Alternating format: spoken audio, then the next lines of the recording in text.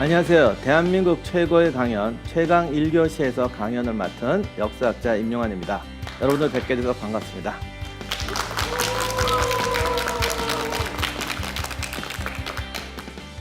가끔 저보고 나가서 뭐 분대지휘 할 수 있으세요? 이런 거 물어보시는 분 계신데 저는 그런 게 아니라 인문학적 관점에서 이제 전쟁사를 하는 것인데 그래서 오늘 여러분 앞에서 전쟁사와 관련된 고전에 대해서 같이 살펴보는 시간을 갖도록 하겠습니다. 오늘 강연 주제는 동서양의 영원한 고전 삼국지, 다시 읽는 삼국지입니다.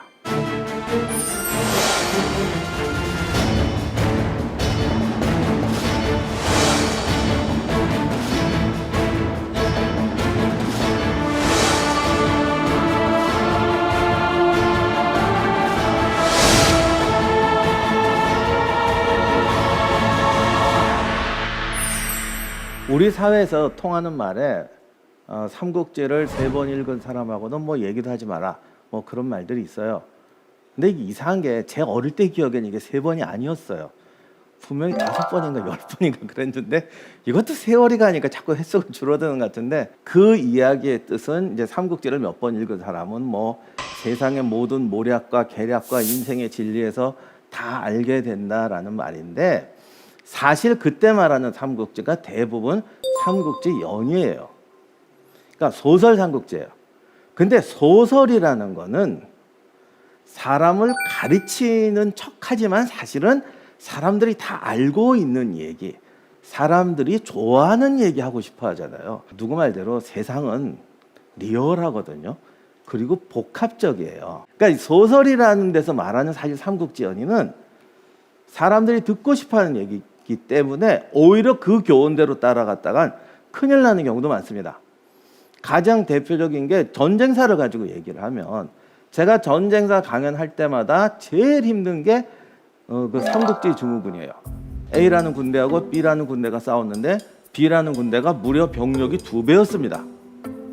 그랬더니 관중석에서 에게 이놈의 삼국지 때문에요. 한 100만 대군하고 10,000명하고 싸웠다 이래 사람들이 감동을 받지. 뭐 2대1로 싸웠다 그러면 아주 고웃음을 쳐요.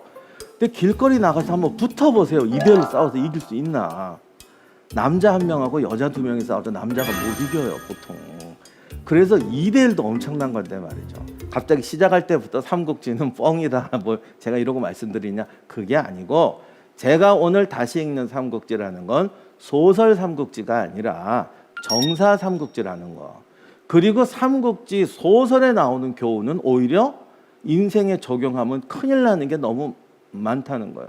사실 정사 삼국지가 재미없죠. 없지만 삶의 교훈, 인문학적 교훈은 훨씬 풍부하기 때문에 오늘 정사 삼국지를 살펴보겠습니다.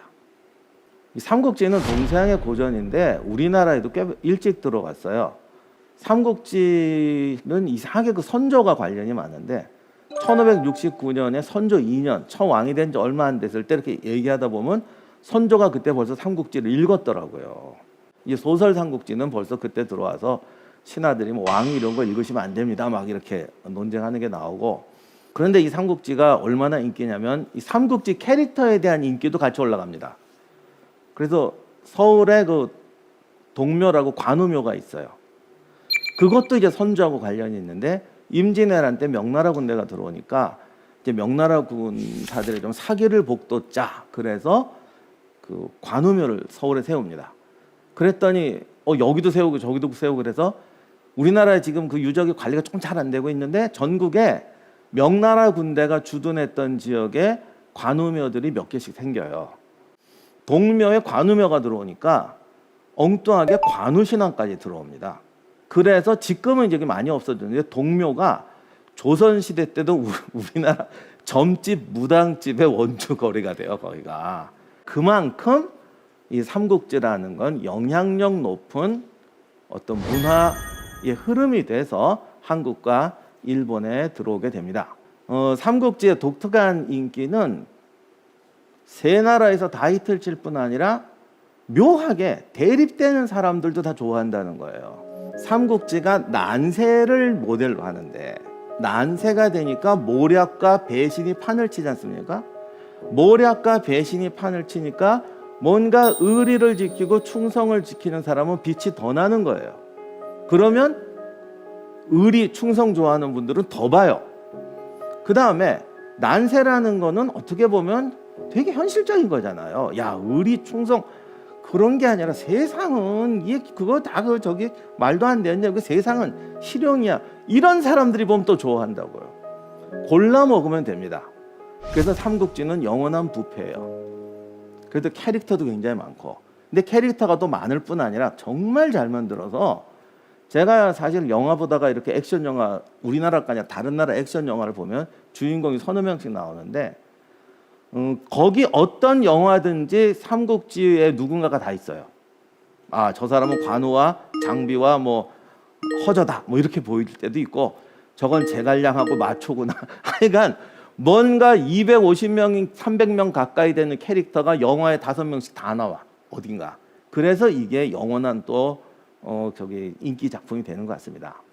그리고 또 하나는 한중일에서 다 히트를 치는데 묘하게 그 나라마다 인기인이 달라요. 중국은 무조건 관우예요. 근데 이게 또 관우가 왜 그러냐면 이게 문관, 무관, 뭐 충, 황제 또 막 관우가 상인의 신이어가지고 여러분 중국 여행 가서 혹시 이렇게 큰 식당 들어가시면 다 사당들이 있는데 거기 은근히 관우상 많습니다. 그러니까 이게 또 장사꾼의 신이에요. 그랬더니 또 누구는 뭐 우리야. 예를 들면 어느 업종 있잖아요. 두부장수에 우린 야 뭐 그럼 또 누구야. 그래서 하여간 군인 뭐 할 거 없이 초월적인 인기를 가져요. 반대로 일본은 누구를 제일 좋아하는지 아세요? 역대로 일본이 제일 좋아하는 건 조자룡이에요. 약간 사무라이 기질이 있잖아요. 중국하고는 반대야. 조자룡은 성격이 뚜렷하잖아요. 돌파, 뭐 적진 돌파 이런 거 제일 좋아요. 우리나라가 좀 문제인데 저는 우리나라 앙케이트 조사한 건 못 봤는데 내 기억으로 그냥 내 짐작으로 해보면은 옛날에는 유비가 제일 인기였던 것 같아요. 다가 어느 날은 조조가 바뀌더라고요. 그리고 또 대학 입시 때문인데 제갈량을 또 되게 좋아해요. 아슬아슬해요. 제갈량이 인기였거나 아니면 유비가 인기다가 조조로 바뀌었거나 요즘에 또 돌아왔거나 하여간 우리나라는 좀 역동적이어서 성장이 빨라서 그런지 자주 바뀌는데 다만 특징은 제갈량이 항상 1, 2위권에 있다. 공부 잘하는 애, 머리 좋은 애. 이거는 또 확실하더라고요. 그래서 어떻게 보면 인기라는 게 나라마다 다르다는 것도 이게 굉장히 다양한 요소를 가지고 있다. 인간 본성에서 요구하는 다양한 요소를 가지고 있다라는 걸 말해줍니다. 그런데 문제는 이 요소가 소설은 진짜가 아니라는 거예요. 그러나 내용은 다르지만 이런 요소 자체는 정사삼국지에 있다는 거죠. 정말 정사삼국지는 어떻게 되어 있는지 지금부터 살펴보도록 하겠습니다. 정사삼국지는 가공의 교훈이 아니라 정말 리얼한 인간사의 교훈이 있습니다. 왜 그러냐? 정사삼국지가 만들어지는 과정부터가 좀 드라이해요. 오늘의 주제어 중에 하나가 드라이하답니다. 그러니까 연희하고는 어떻게 보면 반대예요. 소설은 부패인데 여기는 단품으로 승부하는 요리가 정사삼국지입니다. 저게 이제 삼국의 위호 촉의 이제 구도인데 지도는 저렇게 나오지만 정말 센 나라는 위나라였습니다. 총나라 같은 경우는 인구수로 따지면 위나라의 3분의 1밖에 안 됐어요.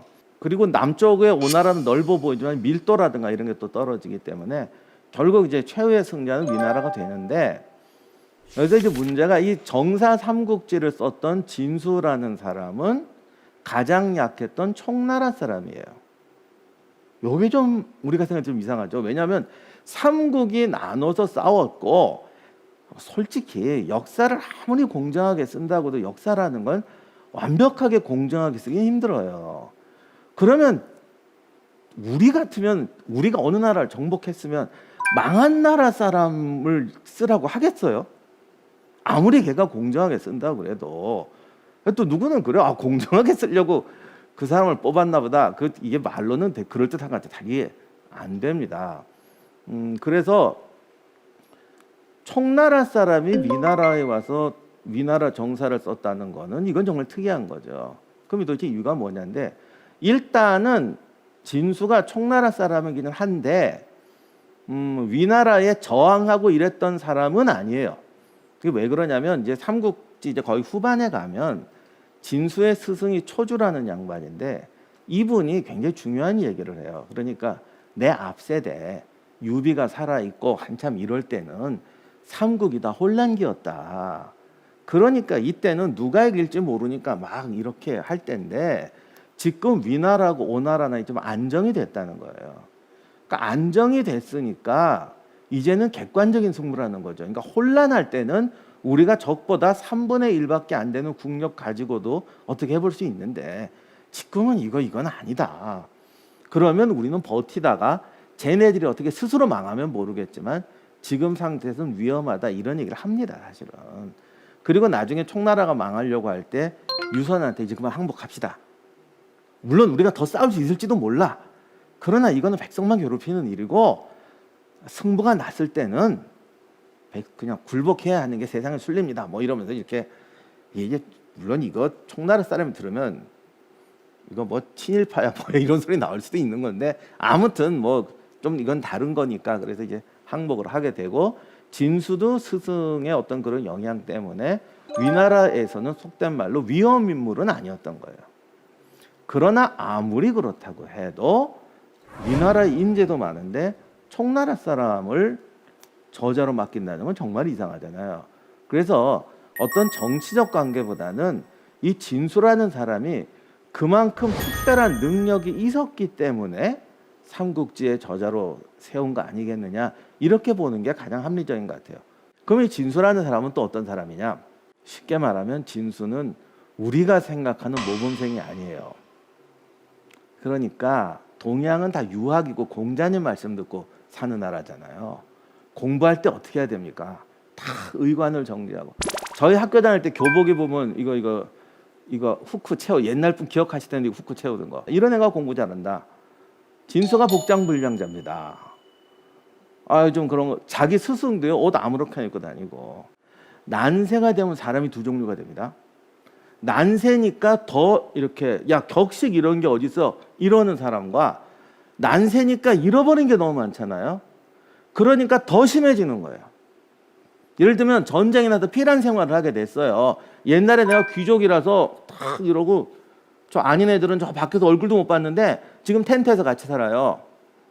그러면 귀족이란 헛된 것이야 이러고 버리는 사람도 있고요. 내가 지금 텐트에서 이거 밥 먹지만 귀족은 뭐가 달라야 돼. 그래서 코페를 해서 밥을 끓여 먹을 때도 귀족은 달라. 뭐 있잖아요. 왜 밥을 먹을 때 이렇게 먹어야 된다. 이러는 사람이 있어요.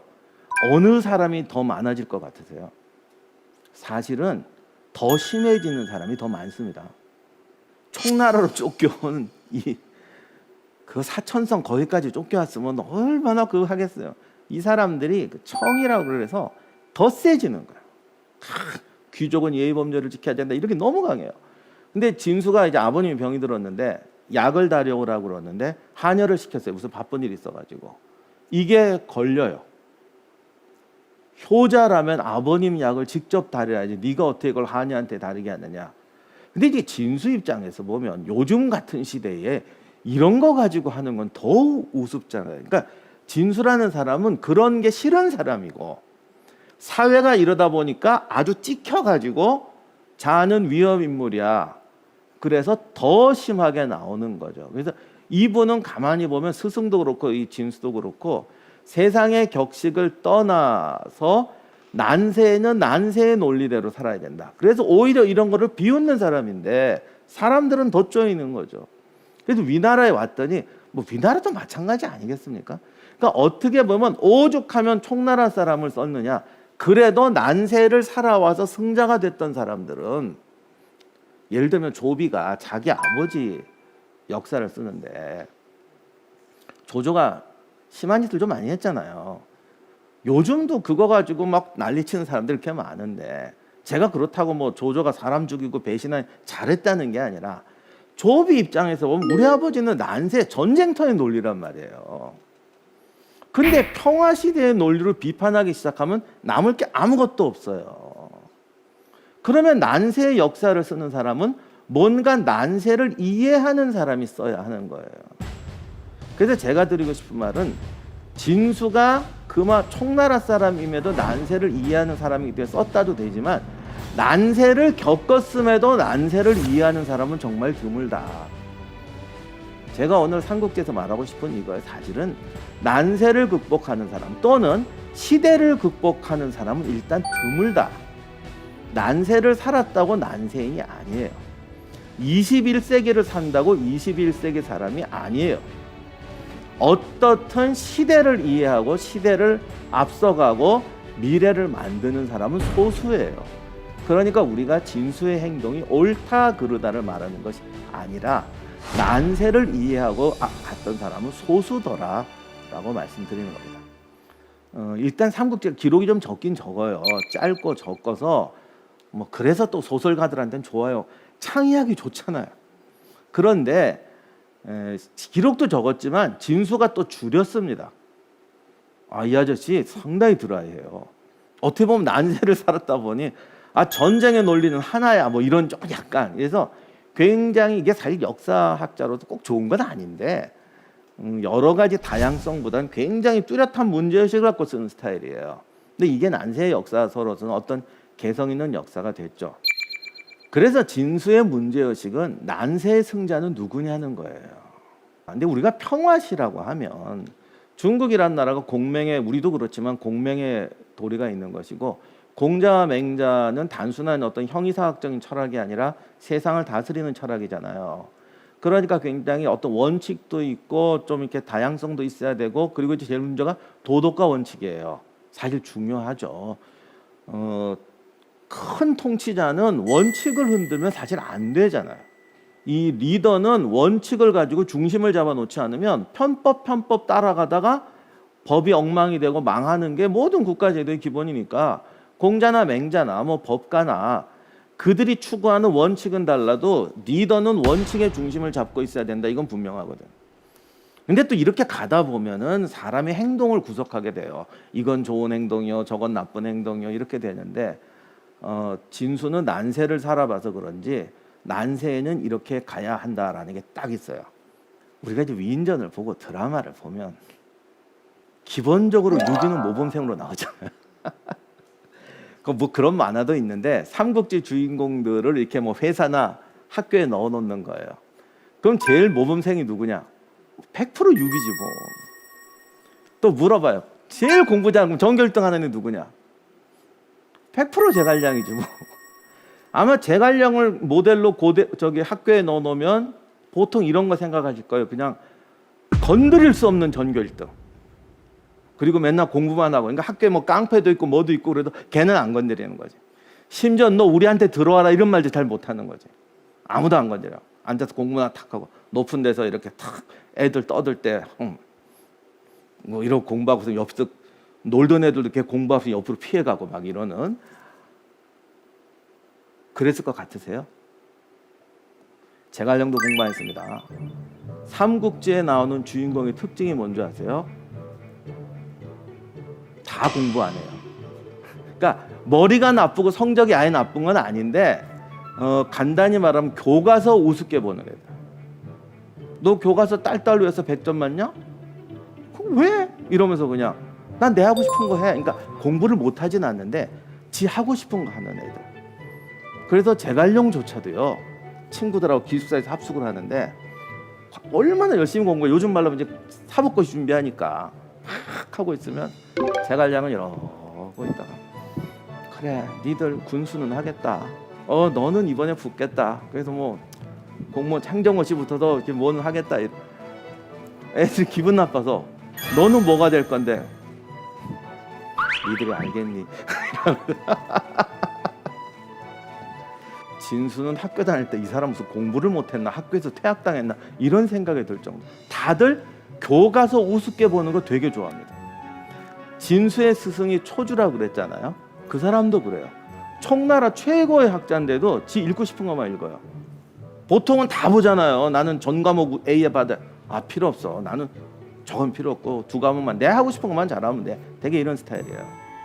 또 이렇게 들으면 이제 좀 기분 나쁠 수도 있는데 그렇다고 뭐 공부 잘하는 사람은 출세하지 못한다 이런 건 아닌데 저도 학교에 있고 학생도 가르쳐 보고 하면은 교과서에 너무 집착하는 애들이 창의력이 떨어질 때가 종종 있습니다. 다 그런 건 아닌데 어느 교수님 수업 시간에 했던 얘기가 맨 앞줄에 수업 때 맨 앞줄에 앉는 애들 대부분 A래요. 저 뒤에 앉는 애들 맨 뒤에 앉는 애들 그리고 진짜예요. 이건 진짜예요. 맨 뒤에 앉는 애는 둘 중에 하나예요. F던가 인생 포기한 F던가 아니면 창의력이 아주 뛰어난 애들이다. 고시는 얘들이 붙지만 나중에 세상을 바꾸는 건 저 중에서 나온다. 중간에 앉는 애들은 뭐냐? 앞뒤만 재는 애들이다. 진수가 찾았던 난세의 인물은 이런 사람들이에요. 교과서가 필요 없다가 아니라 교과서에서 배운 지식을 현실에 응용하고 창조할 수 있는 사람. 그래서 교과서를 무시하라가 아니라 교과서의 노예가 되지 말라는 뜻이에요. 제갈량이 뭐 나 공부 안 해 그랬다 공부 안 하지 않았습니다. 무슨 말인지 아시겠죠? 그러니까 A 학점의 노예가 되지 말고 A 학점을 밟고 뛰어서 슈퍼 A가 되어야 한다라는 말입니다. 또 제가 이거 하는 얘기 듣고 그래야 나같이 공부 못하는 사람이 출세하는 거야 이렇게 생각하는 애들은 절대 출세 못해요. 거기서 교과서의 가치를 깨닫고 뛰어넘으려고 해야 되는 거죠.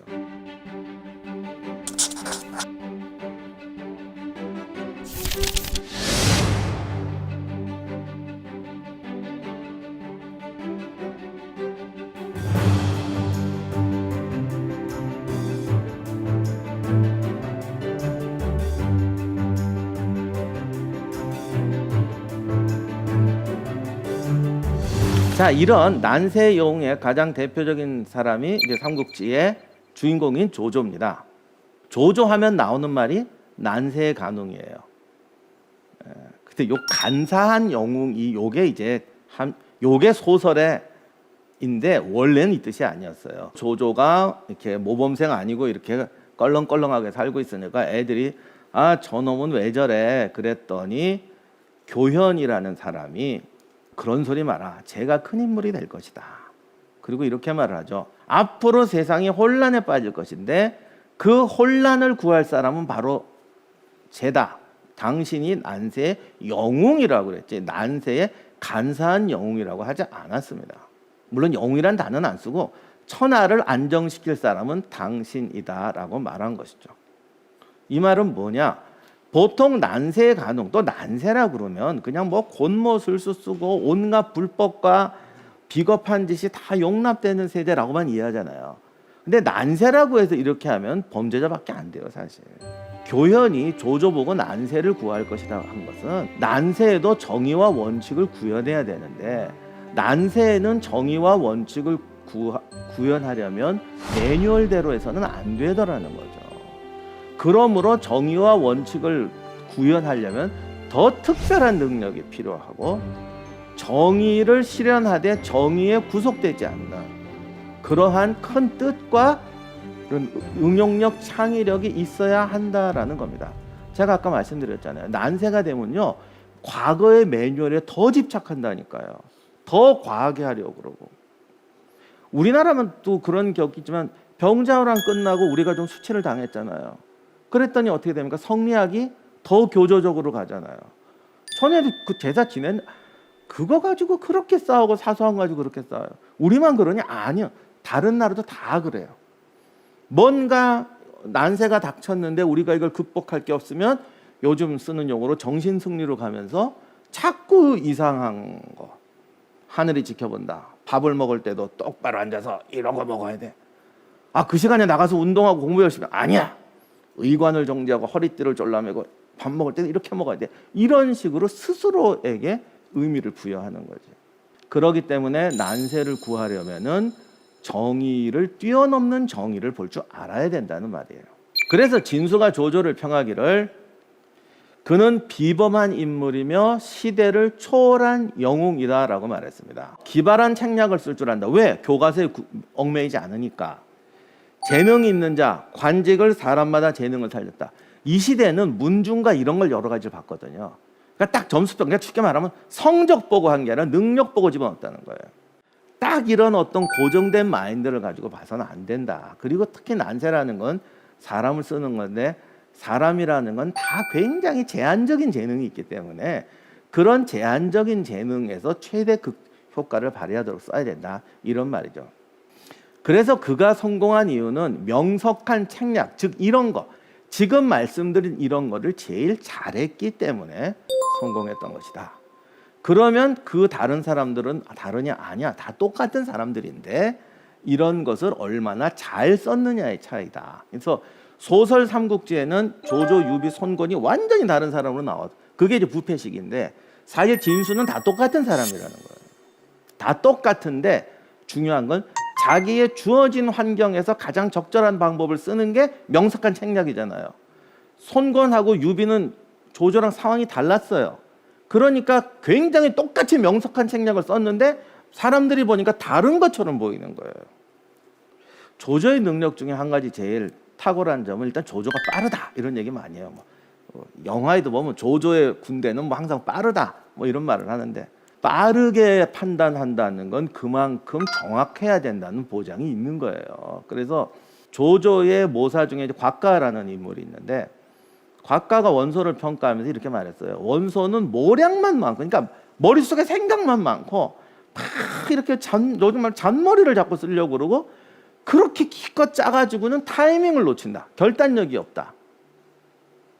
그러면 이제 우리는 아이고 한심한 놈 뭐 이렇게 말할 수가 있는데 그거는 뭐냐면 원소는 최상의 계략, 최상의 타이밍을 찾기 때문에 그래요. 원래 전쟁할 때요 제일 실수하는 게 가장 좋은 방법을 찾는 거예요. 그게 아니라 지금 가장 좋은 방법을 찾아야 돼요. 그러니까 탁상에서 보면은 60점짜리예요. 근데 이게 지금 여러 가지 돌아가는 상황 보면 지금 이게 최선인 것이야. 조조는 이때 최선을 정한다는 거예요. 심지어는 10이어도 지금 이거를 하면 이긴다 그러면 한다는 거예요. 근데 이제 원소 같은 스타일은 요거는 요런 문제가 생겼는데 저건 저런 문제가 생겼는데 야 그럼 이거 어떻게 해야 돼? 아 이건 이거 이렇게 고치고 이건 이렇게 고치고 회의하다가 날 새고 드디어 만들면 물 건너갔죠. 이런 경우가 무지하게 많거든요. 그래서 조조에게는 이게 제일 중요한 능력이다. 가장 좋은 방법을 찾아야 되는 게 능력이 아니에요. 지금 좋은 방법을 선택하는 게 능력이에요. 그래서 이 조조의 이런 전략은 우리가 말로 쉽게 얘기할 게 아니고 정말 인생, 평생에 걸쳐서 부단한 노력과 승부사로 살아야 가능한 것입니다. 그래서 따지고 보면 삼국지가 난세가 아니라 세상은 항상 난세예요. 왜냐하면 이게 우리가 정치적 전쟁 이런 것만 보면 난세가 아니라 인생 자체가 우리는 항상 난세에 살잖아요. 그리고 이제 산업혁명 끝나고 현대로 오니까 세상은 점점 속도가 빨라져서 요즘은 매일매일이 난세고 저도 젊었을 때는 야 뭐 열심히 젊었을 때 이래서 나이 들면 편히 살아보자 그랬더니 나이 들었더니 세상이 더 빨라져고 더 난세가 오더라고요. 그럼 이때 즐겁게 사는 법은 난세에 적용하는 것밖에 없어요. 난세야 어디 갔니? 평화야 언제 올래? 이렇게 사는 게 아니라 찰나의 순간을 만들어 가는 즐거움으로 살아야죠. 그래서 삼국지가 21세기에도 히트를 치는 것 같습니다. 그다음 이제 유비는 이제 소설적으로 말하면 황손이면서 흙수저예요. 이게 되게 중요한 건데요. 사람들은 흙수저 찾으면서도 황손 찾아요. 참 이상한 심리가 있다니까. 유비가 그냥 흙수저였으면 또 이렇게 안 좋아했을 수도 있다니까요.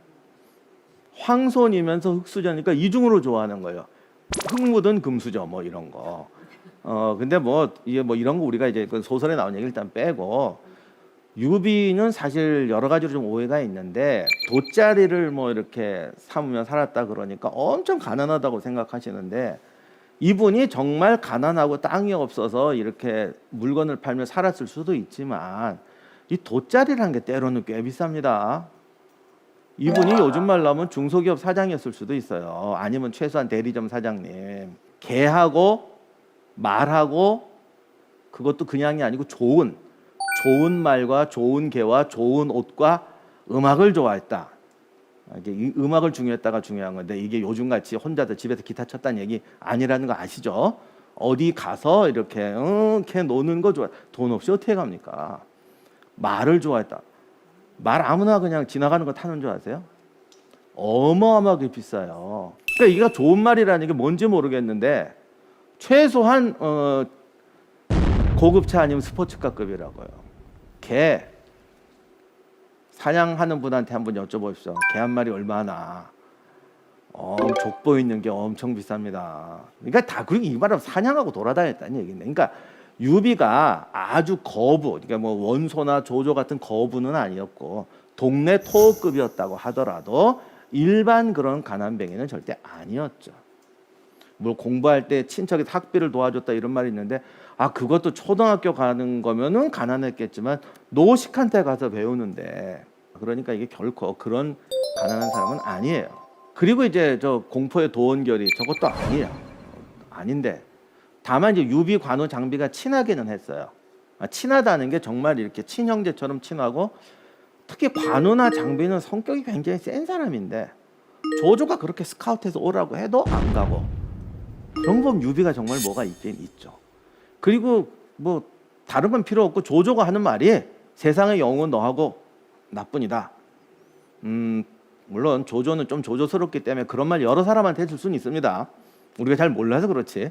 여러 사람한테 했을 수는 있는데 아무튼 그래도 10명한테는 했다. 뭐 수백 명한테 했겠어요. 10명한테 그래도 그게 어디예요.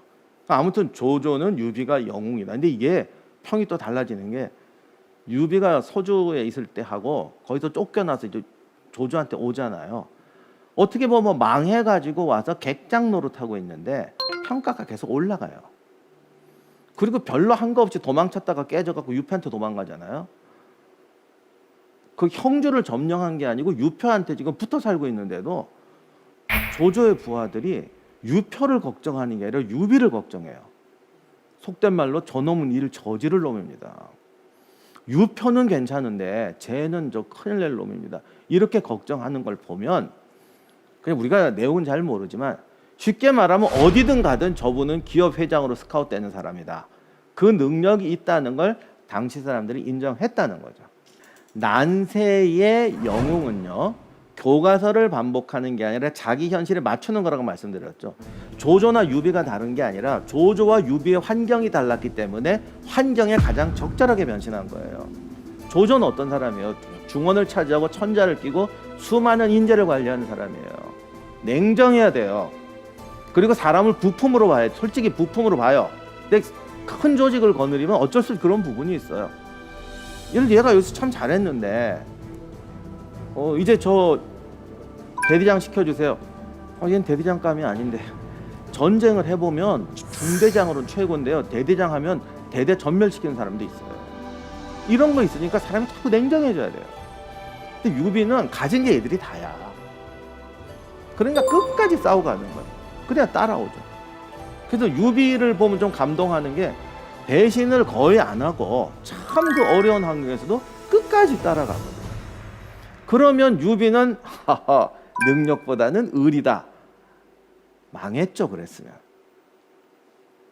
그러니까 유비도 참 무서운 게 사람을 끌어들이는데 유비의 이제 친구였던 간홍이 있습니다. 그냥 유비하고 맞상대하고 말 놓고 막 이래요. 간홍이라고. 근데 이 사람은 군대 지휘도 못하고 행정도 못해요. 그러니까 유비가 어떻게 하냐면 평생 자기 친구로 둬요. 어려울 때 도와줬으니까. 그리고 난 어려울 때 도와준 사람 절대 배신 안 한다. 왜? 지금 없는 인재들의 충성을 뽑아내야 되니까 나는 절대 안 버린다. 누구처럼 쓰다가 뭐 이렇게 낡았다고 안 버린다. 끝까지 둔다. 하지만 깨진 나사를 쓸 수는 없지 않냐. 그럼 어떡하냐? 능력 있는 사람은 관직에 놓고 능력 없는 사람은 내가 예우한다. 그래서 영원히 유비의 술친구고 뭐 자리에 앉아서 막 이렇게 해도 아무 소리 안 하고 오히려 사람들이 그런 걸 보고 존경받는 거야. 야, 저 사람은 끝까지 가는구나. 그러면서도 현명하구나. 그러니까 유비 얘기를 가만히 보면은 둘 다 되는 사람만 같이 가는 거예요. 그래서 간홍도요, 제갈량은 절대 안 건드렸대요.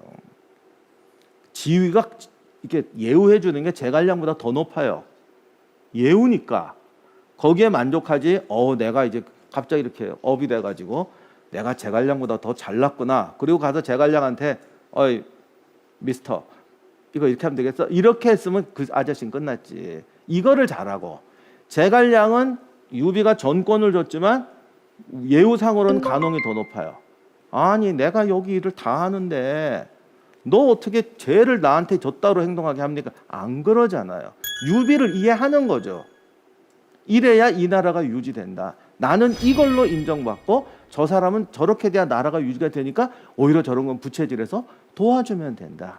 이게 총나라가 살아난 비결이에요. 그러니까 위나라하고는 전혀 다른 개념입니다. 이게 우리에게 진정한 교훈이에요.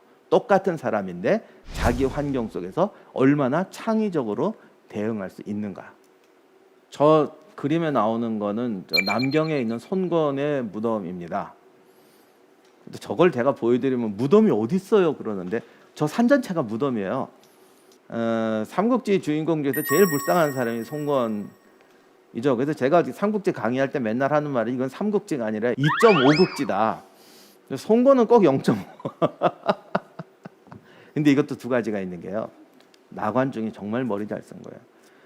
둘이 싸우면 재미없거든요. 셋이 싸우는 게 제일 재밌어요. 사실 서로 거니까. 근데 셋이 또 똑같으면 셋이 같이 죽어요. 그러니까 조주하고 유비를 극에 딱 놓고 손권은 약간 애매모호하게 처리한 거예요.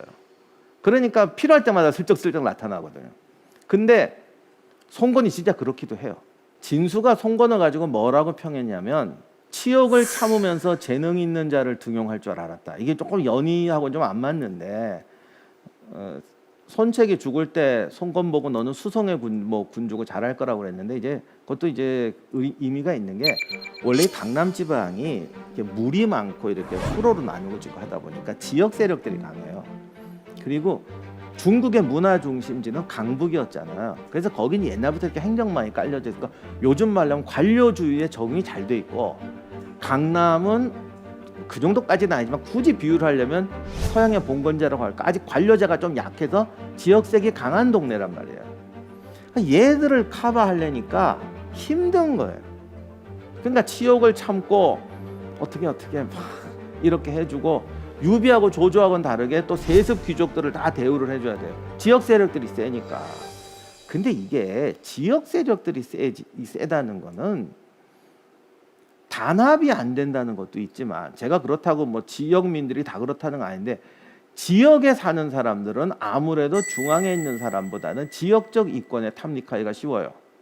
사람은 환경의 동물이기 때문에 지역적 특권에 안주하다 보면 사람들이 스케일이 안 커지는 거예요. 요게 이제 진수가 말했던 굉장히 중요한 게 난세는 두 종류의 인간이 있는데 왜냐면 난세가 어지러우니까 사람들이 기회가 많잖아요. 기회는 많은데 위까지 올라가려면 너무 힘든 것 같은 거예요. 그래서 실제 난세 사람들은 내 앞에 온 기회를 딱 먹은 다음에는 됐어, 끝. 내 꿈은 이루어졌어.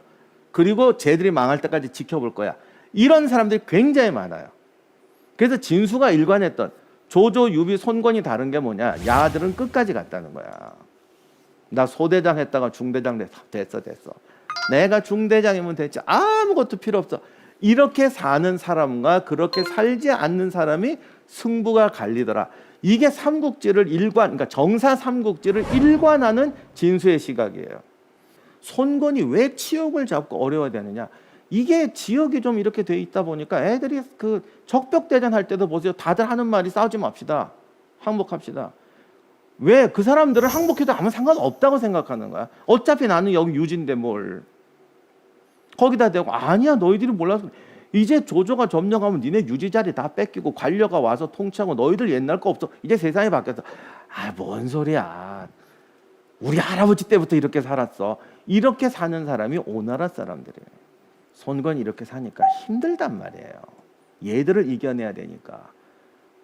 저 영화에서 저 손권 역은 정말 그 손권 이미지를 잘했는데 그러니까 사람들 좀 약하게 보이고 참아야 되고 그러니까 손권은 큰 뜻이 있다고 해도 자기 지금 주어진 앞에 과제가 너무 크니까 일단 오나라를 통합해야 되잖아요. 그러니까 천하 패권보다는 일단 얘들을 통합해야 되니까 성격 죽이고 아닌 척하고 이렇게 살다가 마지막에 한번 대숙청을 해버리죠. 그래서 진수가 말하기를 다 좋은데 사람을 너무 많이 죽였다. 막판에 살벌하게 숙청해버립니다. 그렇게 해서 중앙집권으로 가려고 그랬는데 그렇게 되면 망하더라고요. 하여간 그렇게 돼서 끝나지만 손권도 어떻게 보면 자기 앞에 있던 운명의 벽이 너무 컸던 거죠. 그러나 자기의 주어진 대로 응용을 했던 건 또 맞는 거예요. 그래서 0.5를 부여하는 겁니다. 그 다음에 이제 많은 분들이 좋아하는 제갈량인데, 제갈량은 사실은 삼국지 연의에 나온 것처럼 그렇게 신출귀몰한 그런 사람은 아니에요. 진수는 또 제갈량을 뭐라고 평했냐면, 저 사람은 뛰어난 행정가고 훌륭한, 속지 말로 국무총리는 참 훌륭한 사람인데 단점이 병법은 모른다.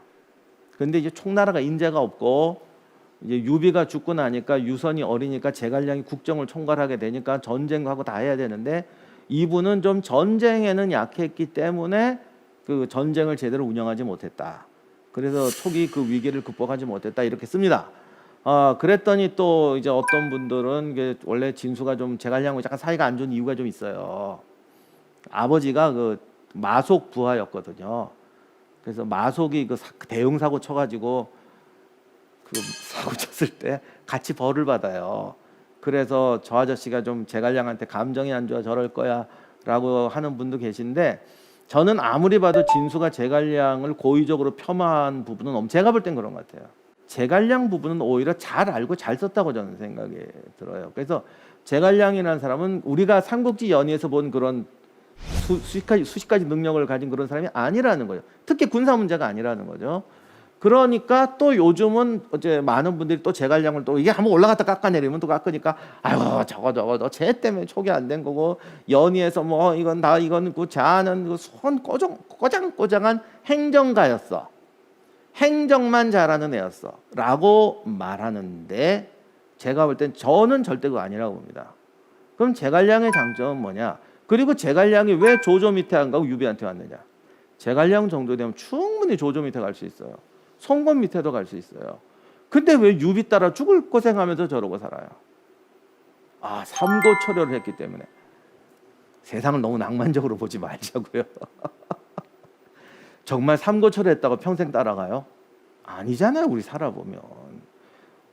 제갈량은 아까 말씀드린 것처럼 두 가지 장점이 있어요. 첫째, 굉장한 행정가의 능력가예요. 행정가는 행정가인데 우리가 생각하는 그렇게 서류 규정만 따지는 그런 행정가가 아니에요.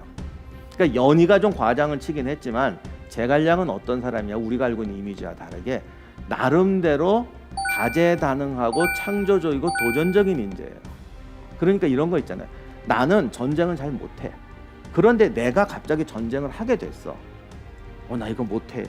내가 하던 대로만 할까? 이게 아니고 자기 재능을 가지고 거기 투자하는 거죠. 그래서 전쟁도 모르는 사람이 자기가 전쟁을 맡게 되니까 진법을 짜. 물론 그 진법이 우리가 생각하는 뭐 구름 부르고 이런 건 아닌데, 사마해가 보고 제갈량은 천재다고 했던 게 자기 가진 거를 처음 해보는 군사 분야에 들어가서 자기 재능이 발휘하는 부분을 하는 거예요. 요거요 조조한테 가면 못해요. 왜? 거긴 철저한 부품 사회거든. 그리고 그 경쟁을 또 뚫고 올라가려면 뭐 여러 가지 이렇게 돼야 되는데, 제갈량 같은 스타일은 내가 보니까 또 그런 것도 싫어했던 것 같아. 성격이 딱 보니까 이렇게 정치하고 아부하고 이런 거 싫고 자기 하고 싶은 거 해야 되는 사람인데 재능이 행정이었던 거죠. 그러면 행정도 법은 지키지만 이 마음속에는 굉장히 그런 어떤 다양한 거 하고 싶어하는 노력이 있는 거예요.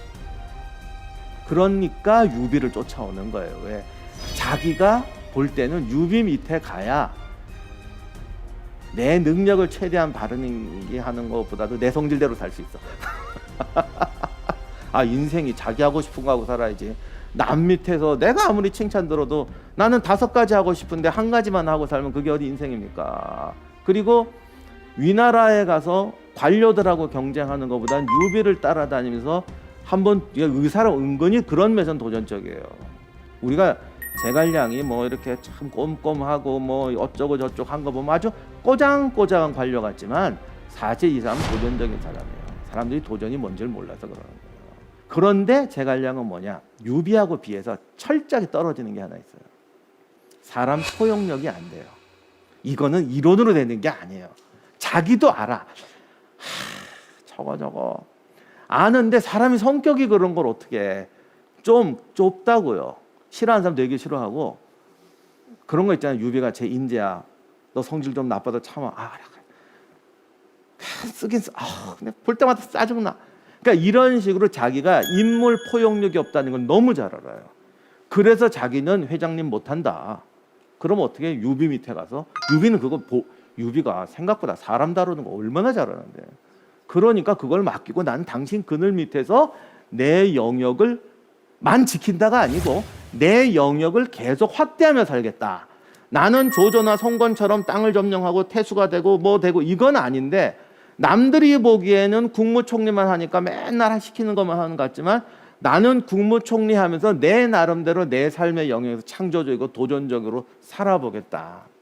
그래서 나관중이 거기다 좀 오버해서 여러 가지를 많이 붙이게 됐지만 제갈량이 어떤 의미로 보면 다재다능하고 도전적인 인재예요. 그러니까 초계까지 따라갔던 거지. 그래서 제갈량이 우리한테 주는 건 결국 마찬가지입니다. 조조나 유비나 송건이나 제갈량이나 같아.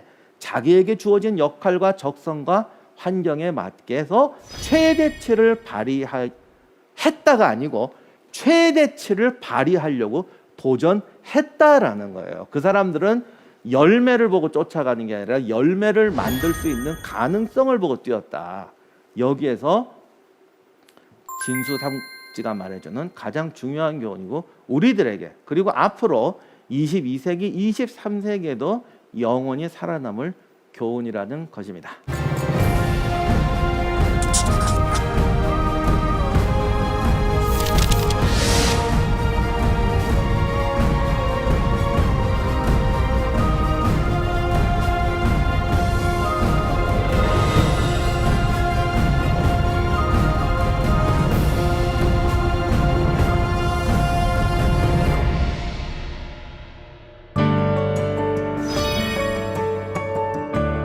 마지막으로 오늘 강연을 한 줄로 정리해 보자면 변화란 용기 있는 자를 위한 선물이다.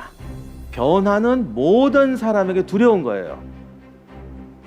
두려워서 피하는 사람과 두렵기 때문에 뛰어들어야 한다라고 생각하는 사람. 저는 솔직히 말해서 변화가 피곤하지도 않다, 안 두렵다, 재밌다, 거짓말이라고 생각해요. 거짓말이야. 그러나 변화는 뛰어드는 자를 위한 선물이라는 걸 알기 때문에 뛰어드는 거예요. 변화에 대한 도전하는 용기를 잊지 말고 살자. 이것이 오늘의 삼국지의 진정한 교훈입니다. 지금까지 대한민국 최고의 강연 최강 1교시 임용환이었습니다. 감사합니다.